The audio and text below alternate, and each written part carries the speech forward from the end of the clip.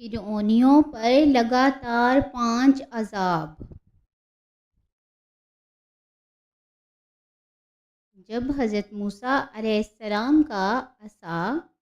اژدہا بن کر جادوگروں کے سانپوں کو نگل گیا تو جادوگر سجدے میں گر کر ایمان لائے، مگر فرعون اور اس کے تابعین نے پھر بھی ایمان قبول نہیں کیا، بلکہ فرعون کا کفر اور اس کی سرکشی اور زیادہ بڑھ گئی،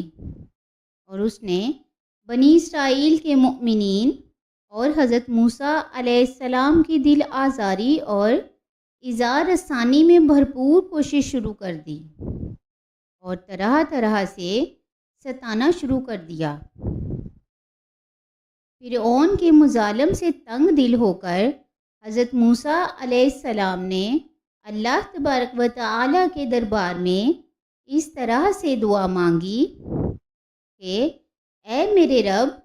فرعون زمین میں بہت ہی سرکش ہو گیا ہے اور اس کی قوم نے عہد شکنی کی ہے،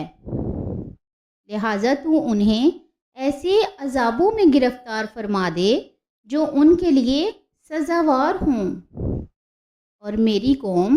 اور بعد والوں کے لیے عبرت ہو۔ حضرت موسیٰ علیہ السلام کی دعا کے بعد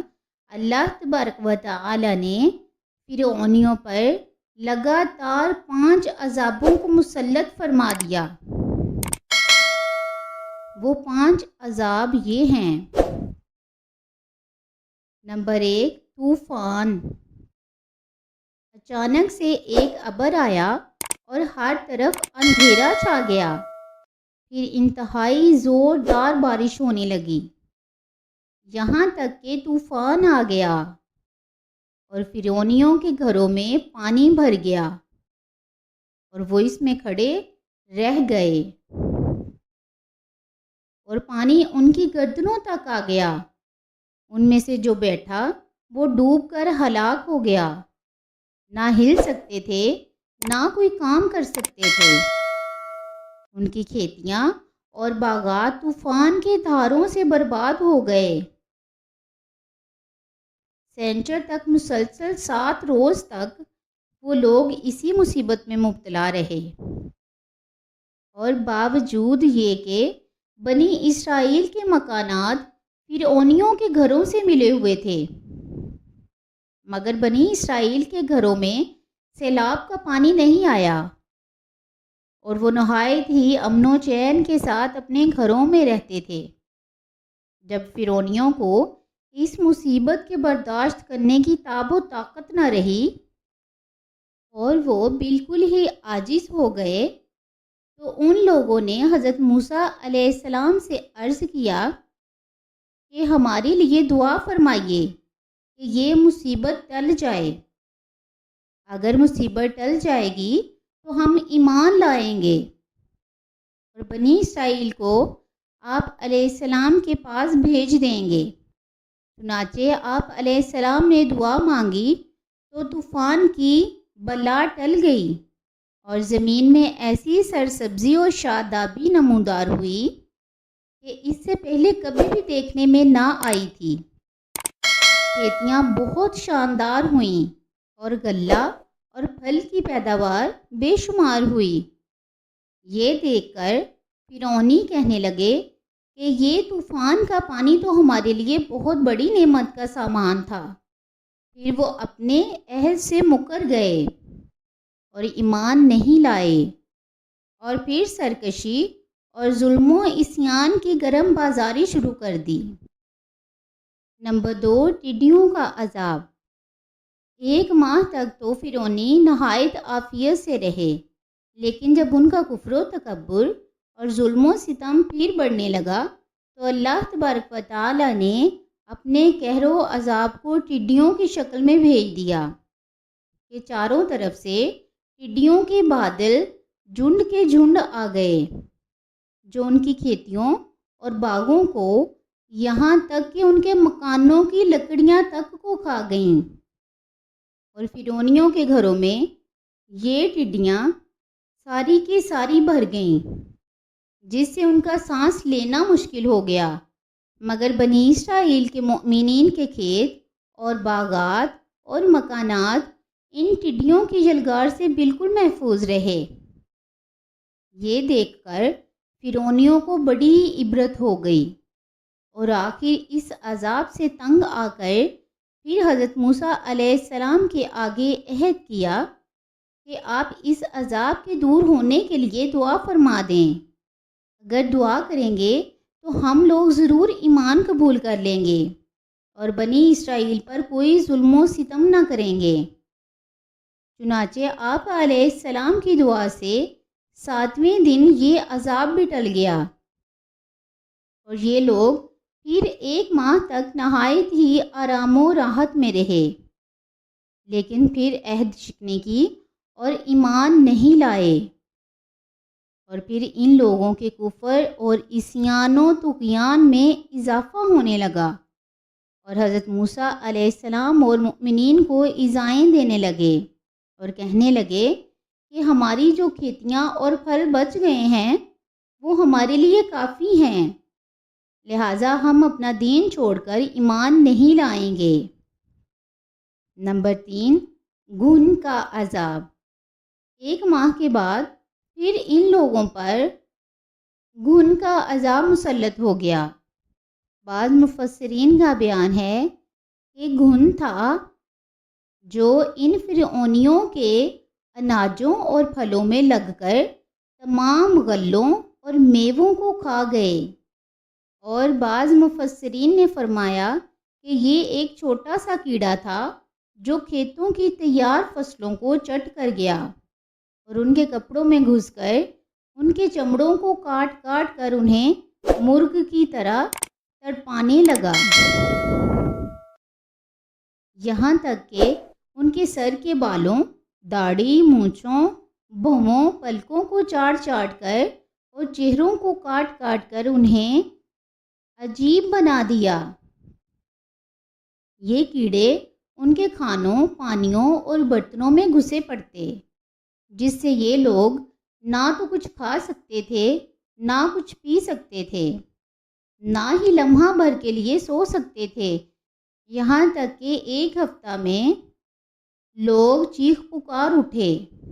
اور پھر حضرت موسیٰ علیہ السلام کے حضور حاضر ہو کر دعا کی درخواست کرنے لگے اور ایمان لانے کا عہد و وچن دینے لگے۔ چنانچہ آپ علیہ السلام نے ان لوگوں کی بے قراری اور گریہ و زاری پر رحم کھا کر دعا کر دی، اور یہ عذاب بھی رفع دفع ہو گیا، لیکن فرعونیوں نے پھر اپنے عہد کو توڑ ڈالا اور پہلے سے بھی زیادہ ظلم و عدوان پر کمر بستہ ہو گئے۔ پھر 1 ماہ بعد ان لوگوں پر ایک اور عذاب آیا۔ وہ عذاب کیا تھا؟ نمبر 4، وہ عذاب مینڈک کا عذاب تھا۔ ان فرعونیوں کی بستیوں اور ان کے گھروں میں اچانک بے شمار مینڈک پیدا ہو گئے، اور ان ظالموں کا یہ حال ہو گیا کہ جو آدمی جہاں بھی بیٹھتا اس کی مجلس میں ہزاروں مینڈک بھر جاتے تھے۔ کوئی آدمی بات کرنے یا کھانے کے لیے منہ کھولتا تو اس کے منہ میں مینڈک کود کود کر گھس جاتے۔ ہانڈیوں میں بھی مینڈک ہوتے، ان کے جسموں پر سینکڑوں مینڈک سوار رہتے۔ اٹھنے، بیٹھنے، لیٹنے، کسی حالت میں بھی مینڈکوں سے نجات نہیں ملتی تھی۔ اس عذاب سے فرعونی رو پڑے اور پھر روتے گڑ گڑاتے حضرت موسیٰ علیہ السلام کی بارگاہ میں دعا کی بھیک مانگنے کے لیے آئے، اور بڑی بڑی قسمیں کھا کر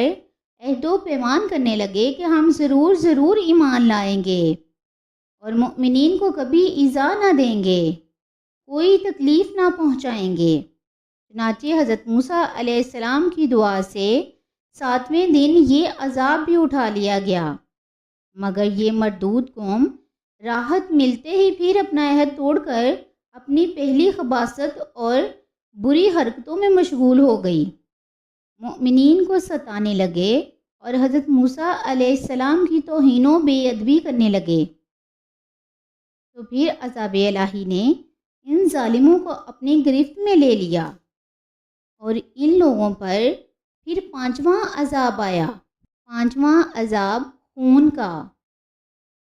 ایک دم بالکل اچانک ان لوگوں کے تمام کنووں، نہروں کا پانی خون بن گیا۔ تو ان لوگوں نے فرعون سے فریاد کی تو اس سرکش نے کہا کہ یہ حضرت موسیٰ علیہ السلام کی جادوگری اور نظر بندی ہے۔ یہ سن کر فرعونیوں نے کہا کہ یہ کیسی اور کہاں کی نظر بندی کہ ہمارے کھانے پینے کے برتن خون سے بھرے پڑے ہیں اور مؤمنین پر اس کا ذرا بھی اثر نہیں۔ تو فرعون نے حکم دیا کہ فرعونی لوگ مؤمنین کے ساتھ ایک ہی برتن سے پانی نکالیں، مگر خدا کی شان کہ مؤمنین اسی برتن سے پانی نکالتے تو نہایت ہی صاف، شفاف اور شیریں پانی نکلتا، اور فرعونی جب اسی برتن سے پانی نکالتے تو تازہ خالص خون نکلتا۔ یہاں تک کہ فرعونی لوگ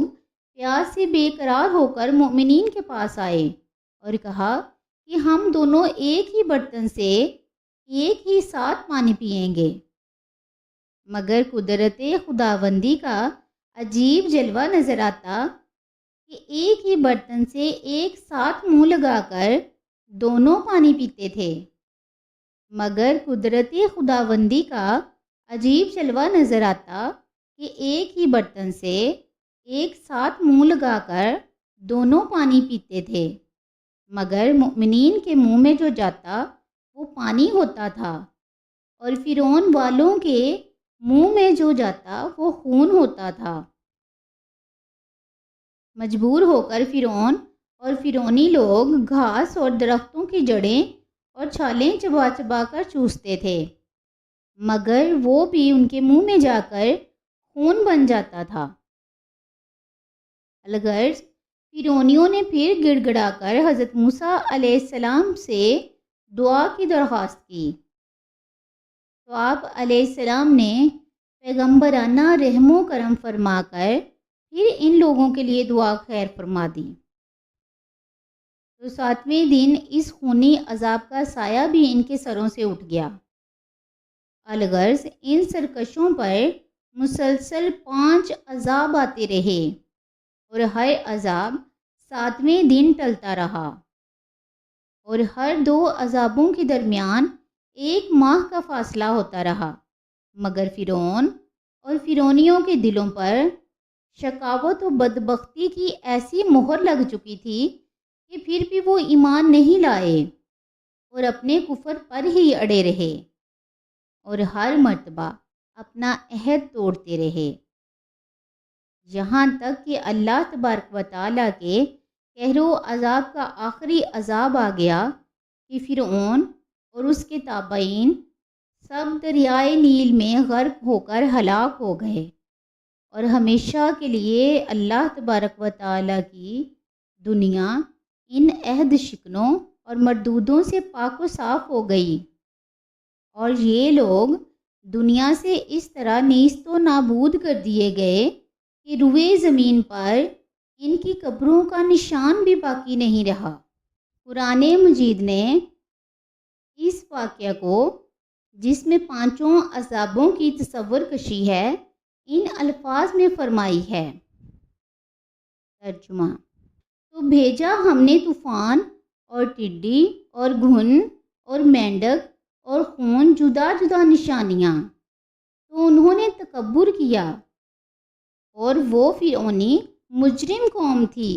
اور جب ان پر عذاب پڑتا تو وہ کہتے، اے موسیٰ، ہمارے لیے اپنے رب سے دعا کرو اس عہد کے سبب جو اس کا تمہارے پاس ہے، بے شک اگر تم ہم پر سے عذاب اٹھا دو گے تو ہم ضرور تم پر ایمان لائیں گے، اور بنی اسرائیل کو تمہارے ساتھ کر دیں گے۔ پھر جب ہم ان سے عذاب اٹھا لیتے ایک مدت کے لیے، جس مدت تک انہیں پہنچنا ہے، جب بھی وہ پھر جاتے تو ہم نے ان سے بدلہ لیا، تو انہیں دریا میں ڈبو دیا، اس لیے کہ وہ ہماری آیتوں کو جھٹلاتے تھے اور ان سے غفلت برتتے تھے۔ پارہ نمبر 9، سورہ اعراف، رکوع نمبر 16۔ درس ہدایت۔ نمبر 1، ان واقعات سے یہ سبق ملتا ہے کہ عہد شکنی اور اللہ کے نبیوں کی تکذیب اور توہین کتنا بڑا اور ہولناک جرم عظیم ہے